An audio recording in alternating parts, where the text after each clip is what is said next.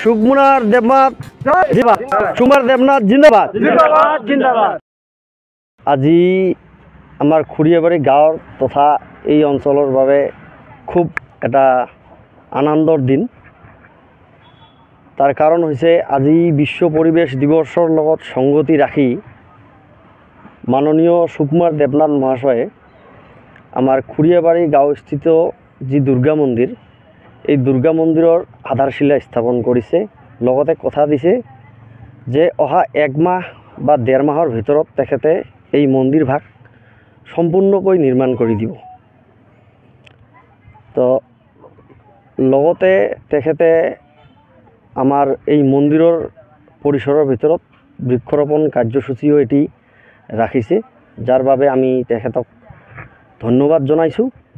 লগতে আমি এই খুড়িয়াবাড়ি দুর্গা মন্দির প্রতিষ্ঠা করার কারণে মাননীয় নিখিল বর্মন আমার লগতে আছে, তেওঁ যি ভূমি দান কৰিছে তাৰ কাৰণেও ৰাইজৰ তৰফৰ পৰা আমি নিখিল বৰ্মনক ধন্যবাদ জনাইছোঁ।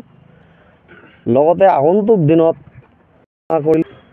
আৰু তেখেতে যি মহৎ উদ্দেশ্য লৈ এই ৰাইজৰ সেৱাত আগবাঢ়িছে, তেখেতৰ এই ৰাইজৰ সেৱা কৰাৰ ফলত যি মানে মনস্কামনা, এই মনস্কামনা যাতে মা দুৰ্গাই সম্পূৰ্ণৰূপে পূৰণ কৰে আৰু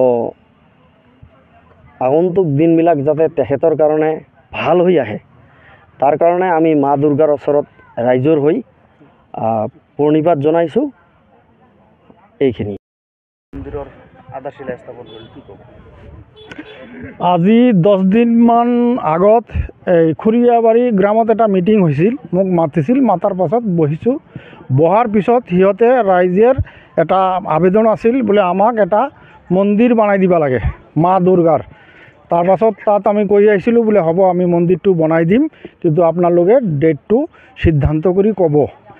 সেই ডেটটো আজিৰ দিনত মোটামুটি 11টা বজাত আমি আহিছোঁ। আহি সেই মন্দিৰৰ আধাৰশিলা কৰিলোঁ। আৰ আধাৰশিলা কৰি ৰাইজক প্ৰতিশ্ৰুতি দিলোঁ যে এই মন্দিৰটো মই 1 মাহ কিবা 1.5 মাহৰ ভিতৰত কমপ্লিট কৰি দিম। আৰ ৰাইজৰ এই মন্দিৰত যেন যুগ যুগ ধৰি পূজা হৈ থাকে, আৰ যুগ যুগ ধৰি যেন তাৰ মানে এই ৰাইজে একত্ৰিত হৈ থাকে, সেইখিনি আশীৰ্বাদ কৰি মই আজিৰ সামৰিলোঁ।